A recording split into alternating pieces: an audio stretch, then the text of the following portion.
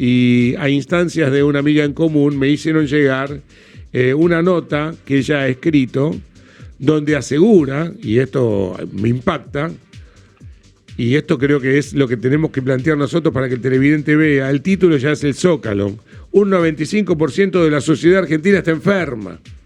Bueno, habría que preguntarse ese 5% sano, ¿cómo lo logra, no? ¿Cómo te va, Vero? Ari Paluch, buen día, el exprimidor.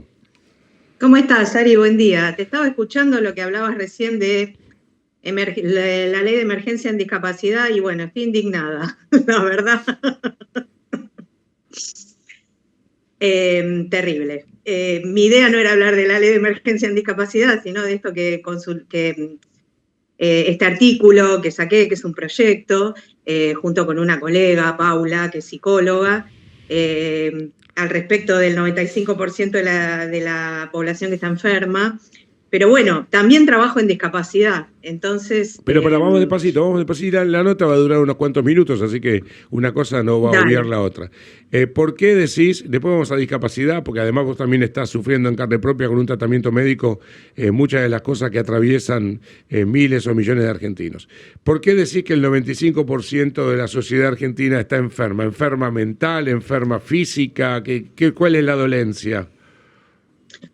Hay algo que se llama enfermedad social, que bueno, quizás no hay que ser muy erudito para saber de qué se trata una enfermedad social, que tiene que ver con, no solo luego de la pandemia, sino a través de los años, gente que no tiene paciencia, que está deprimida, que no tiene trabajo o tiene poco trabajo. Entonces, bueno, lamentablemente las enfermedades que empiezan por una afección o por una dificultad emocional terminan perjudicando la salud física y todo este combo genera una enfermedad social.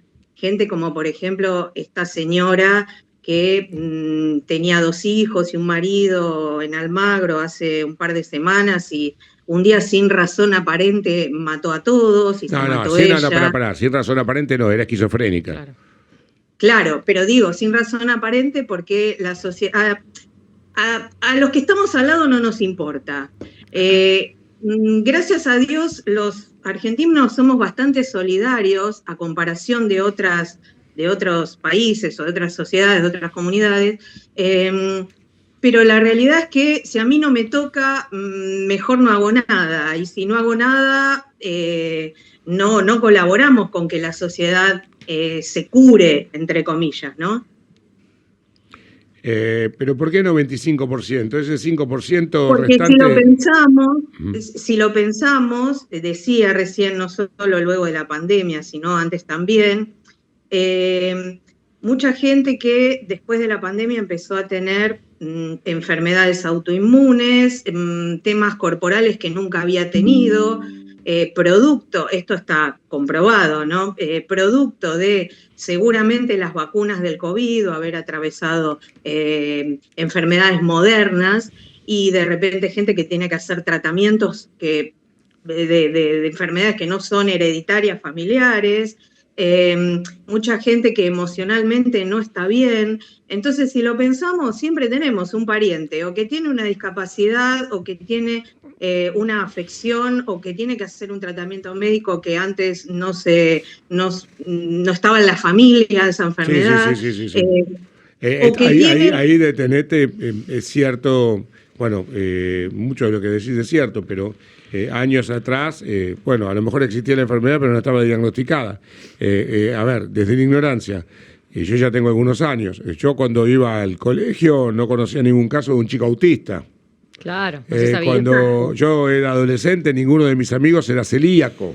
Exacto. Cuando yo era joven, no había nadie diagnosticado con ataque de pánico. Cuando fui adulto, no conocía a nadie que tuviera SEBO.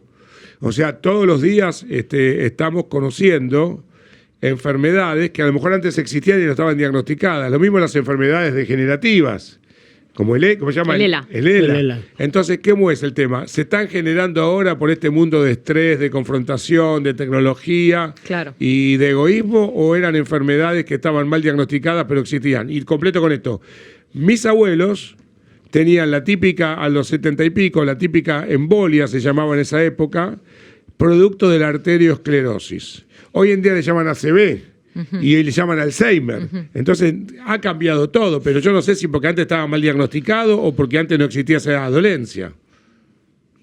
Sí, en realidad existieron siempre porque alguien las descubrió y hace años que muchas de esas cosas que nombraste se tratan, pero la realidad es que yo también, que tengo unos años, sucedía lo mismo. Yo cuando iba al colegio, sí, había el chico que quizás se notaba, ahora con los años uno se da cuenta que no estuvo diagnosticado, que no había test que midieran eso, o había el papá que tenía, de ese chico que tenía de repente Alzheimer o el abuelo, pero no había tantos chicos con una condición como el autismo o como las neurodivergencias. ¿Y por qué será eso? ¿Cuál es si bien vos no sos médica, pero cuál es tu reflexión al respecto? ¿Por qué sale eso? ¿Por qué se da?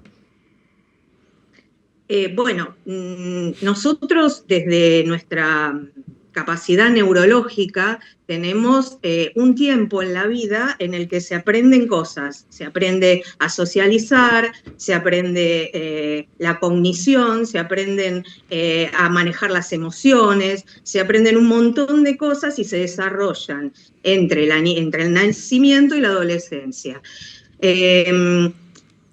Muchos papás de estos chicos con ciertas condiciones, o muchos adultos, porque no sé si vos que sos periodista, ustedes que son periodistas y que han escuchado y que estamos todo el tiempo viendo las redes sociales, ahora hay un montón de gente que descubre, habiendo hecho de repente un diagnóstico para el hijo, descubre que ellos también son neurodivergentes, neurodivergentes significa tener alguna condición neurológica diferente que lo que sería el desarrollo que uno considera normal. Sí, digamos ordinario. ¿No? Bueno, vos de hecho te preguntás, ¿quién no tiene un pariente neurodivergente, discapacitado, con enfermedad autoinmune, con intolerancia y, bueno, además la gran cantidad de enfermedades que estamos hoy por hoy observando? Claro, que es lo mismo que antes, que decíamos, que a lo mejor existían, pero que no se encontraban. Nadie estaba tampoco pendiente de los hipertensos. Hoy en día... sí. Respecto a tu pregunta, me parece que hay dos cosas que, como decía hace un rato, no hay que ser muy científico para darse cuenta. El tema de las enfermedades orgánicas tiene que ver que nuestros abuelos no comían tomate transgénico y sin semillas. Entonces, eso por un lado con respecto al SIBO, a la tensión arterial, a los problemas intestinales, y después, por otro lado, las afecciones emocionales tienen que ver con el ritmo de vida que tenemos en función a toda la tecnología de los últimos años, que hace que uno esté más inmiscuido en algo que no permite el desarrollo ordinario, como decís vos, ¿no? Un chico entre que nace y la adolescencia, lamentablemente le estamos enchufando una tecnología que hace que no se desarrolle ordinariamente su capacidad neurológica.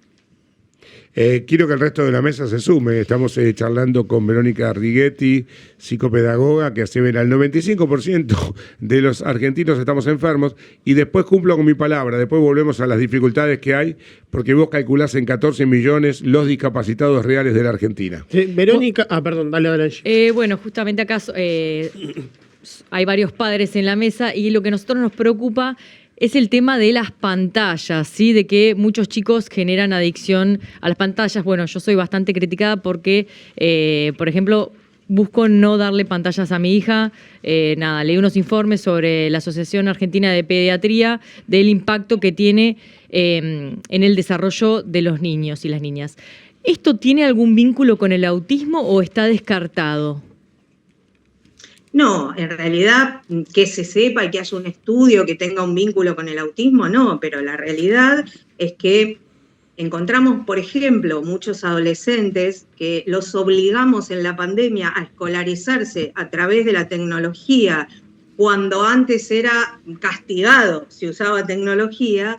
Ahora encontramos jóvenes de 20, 20 y pico, ¿no?, que tenían esa edad vulnerable, porque adolescente, que viene de adolecer, realmente están, no quiero generalizar, pero muchas personas de esas edades están muy inmiscuidas en su mundo, ¿no?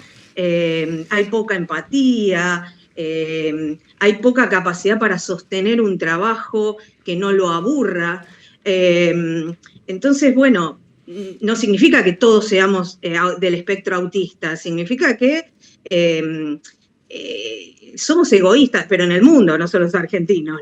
Lo que pasa es que los argentinos tenemos la capacidad de, si miramos al de al lado y si actuamos con empatía, podemos ir generando pequeños cambios. No hace falta esperar que venga un presidente milagroso. No, Está claro. Quiero que se sume Ale Cabrera, dale. Sí, a mí me llama la atención el 5% que está bien. Digo, yo quiero ser parte del 5%. ¿Cuál es y por qué está bien ese 5%? La verdad que yo no conozco mucho 5%. Entiendo que... Están viviendo en Suiza, les está yendo muy bien. Claro. No, y bueno, el otro día subí al Instagram un video de Dinamarca, que es un lugar emblemático para todo lo que sea educación y salud mental, como que son unos genios en todo, y sin embargo hablaba de esto, de la salud social, de la enfermedad social y de la poca empatía. Estamos cada vez más insensibles con el resto. El otro, bueno, hace años Sartre decía que el infierno es el otro. Estamos con una tendencia a estar cada vez más ermitaños, más aislados.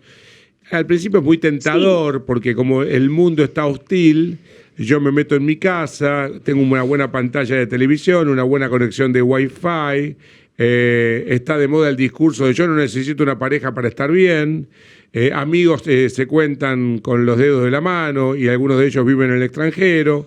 Así que yo solito me las apaño. Incluso hasta si quiero tener un contacto sexual, hoy existe el sexo virtual. Un hijo también. Sí, entonces está todo dado como para que uno esté lo menos posible fuera de casa. Y si uno está en un monoambiente, pero tiene una buena calefacción, un buen televisor y una buena conexión a Wi-Fi, tampoco daría la sensación, aparentemente, que la vida sea tan mala. Por ahí arranca la cosa. Después, cuando manejo, no pongo el guiño, porque no tengo en cuenta que hay otros que también van manejando, no aviso. Si voy por la calle con el teléfono y me llevo a alguien puesto, no le pido perdón, porque estamos muy enfocados en nosotros mismos, en nuestros propios ombligos sería la definición, ¿no? Exacto, pero no solo en nuestros propios ombligos en cuanto a lo social y en cuanto a convivir en sociedad, sino esto de estar adentro hace que cuando salís le tengas miedo a... Pánico. Miedo a... Sí. El que pasa es sospechoso, tal vez cada motociclista va a ser un motochorro. A mí me pasó el otro día, yo estaba encapuchado porque hacía frío y empecé a correr para cruzar la calle y bueno, yo tengo portación de cara también. Y una señora se asustó, pensó que le iba a robar, ¿no? O cuando uno camina rápido también. Claro, estamos todos desconfiando de todos. ¿Hay 14 millones de discapacitados en la Argentina, Vero? Porque hay toda una polémica ahora sobre los discapacitados truchos, el kirchnerismo y demás. Bueno, a ver, primero yo no estoy casada con ningún gobierno. A mí me parece que cuando las cosas son justas, son justas. Por supuesto. Y en discapacidad hace muchos años que las cosas son injustas, ¿no? Uh-huh. Entonces, como es todo en este país, para poder tener... la posibilidad de tener un acompañante en la escuela, tenés que sacar el certificado de discapacidad a sabiendas del sistema de salud y a sabiendas del médico que te hace la orden para eso, que de repente la persona que está sacando el certificado tiene dislexia. Si lo pensamos, hay mucha gente en la historia, como Einstein, que tenía dislexia. 10% de la población. ¿Qué porcentaje dijiste? 10% de la población. 10% de la población. Es un montón. Entonces, cuando yo era niña, que he tenido una afección y muchos temas médicos durante mi vida, la persona que tenía un certificado de discapacidad era el portador de cara, como le digo yo. Era el síndrome de Down, la persona que estaba en silla de ruedas. No existía un certificado para el cardíaco. Era tan obvia la discapacidad que no hacía falta el certificado. Claro. Entonces pasamos, como siempre, en esta sociedad de un extremo al otro. Había 2 discapacitados o ahora hay un montón. No, pero ahora hay 4 o 5 carteles de no estacionar para un discapacitado en la cuadra. Sí. Ahora todo el mundo no. Hay muchísima gente que tiene la calco y resulta que no, lo que pasa como mi papá tiene alguna disminución ocular y yo alguna vez lo tengo que ir a buscar, yo también tengo la calco de discapacidad y en el auto pongo el coche donde quiero. Pero la realidad, y defendiendo a estas personas, es que no hay otro tipo de sistema que ayude a que socialmente se desenvuelvan. Por ejemplo, yo tengo una nenita vecina que es ciega, pero es una nenita, y como vos decís, nació sin globos oculares. Bueno, lógicamente ahí los padres, si tienen un vehículo, tienen que tener una oblea. Los papás, como vos decís, tienen el vehículo para estacionar en tal lado, para el cartel para llevarla al colegio, el cartel. Claro, son los papás, no es la nena, porque la nena no maneja. No se entiende. Entonces, con ese entorno de cada persona con discapacidad que requieren tener el certificado a la vista para que puedan acompañar a su pariente, digamos, en todas las prestaciones que necesitan y demás, entonces, en realidad no hay en nuestro sistema de salud algo que no sea un certificado de discapacidad. Entonces, dentro de esta pregunta tuya de si hay 14 millones de personas que en realidad son discapacitados, porque vos en tu nota decías eso, que hay 14 millones de discapacitados. Sí, porque son estadísticas de los lugares por los que yo transito, tanto laborales como personales, y que he consultado y que he preguntado y que he visto en conferencias, no es que es un invento mío. O sea, de cada 3 argentinos hay uno discapacitado. Ahora, sí. Pero hay distintos niveles de discapacidad, ¿no? Porque si no... Por supuesto. Claro. Por supuesto. Está, como decíamos recién, el que tiene una discapacidad mental, el que tiene una discapacidad física, y después están las personas que tienen condiciones o afecciones o diagnósticos que requieren un acompañamiento. Por ejemplo, una persona, como decíamos recién, con, no sé... Alzheimer. Depresión. Claro, sí, que con un tema cardíaco y que maneja y que entonces necesita realmente el lugar para estacionar el auto, ¿no? Ahora, esas sí son personas. Pero lamentablemente no se puede, pero si es así, lo voy a decir con todo el dolor del mundo. Creo que habría que empezar a cotizar categorías de urgencias imperiosas, claro. Porque si Argentina, no con este gobierno, con cualquier gobierno, debería contemplar las necesidades de cada una de las 14 millones de personas que tienen distintos niveles de discapacidad, empecemos por las discapacidades más intensas, más obvias, más imperiosas y después vamos viendo, porque si no, eso es populismo puro, vamos a declamar que sí, pero no lo vamos a hacer. Es imposible que Argentina atienda las necesidades de 14 millones de personas discapacitadas. Sí, o que no estemos todos metidos. Yo ahora estoy haciendo diálisis, sí, por me ejemplo, consta. Y para que la obra social me dé la medicación, tuve que sacar, hace tantos años que trabajo en discapacidad y nunca lo había sacado, tuve que sacar un certificado de discapacidad. ¿Por qué? Entonces, contame por qué.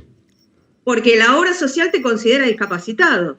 ¿Y por qué pero está bien, pero vos lo tuviste que hacer obligatoriamente, si no vos no te hacías el diálisis, vos tuviste que sacar una credencial de discapacitada, una identificación de discapacitada. Sí, pero porque si no te daban la diálisis. Pero la tengo que pagar yo. Correcto. Está clarísimo. Entonces, Vero, me encantó charlar con vos. Es un tema que dispara, gracias. Y me imagino que en un rato en el chat vamos a ver también algunas opiniones. Dispara muchas reflexiones. Yo creo que primero lo urgente, tratemos de atender de la mejor manera posible situaciones como la tuya, que tenés que hacerte diálisis, situaciones como aquel que está esperando un trasplante, y después aquellos que tienen alguna discapacidad menor, no los abandonemos, pero entiendan que no van a tener en un país empobrecido como este el mismo nivel de atención que el que requiere con urgencia alguna asistencia. Te quiero mandar un beso enorme, gracias. Gracias, igualmente. Hasta luego.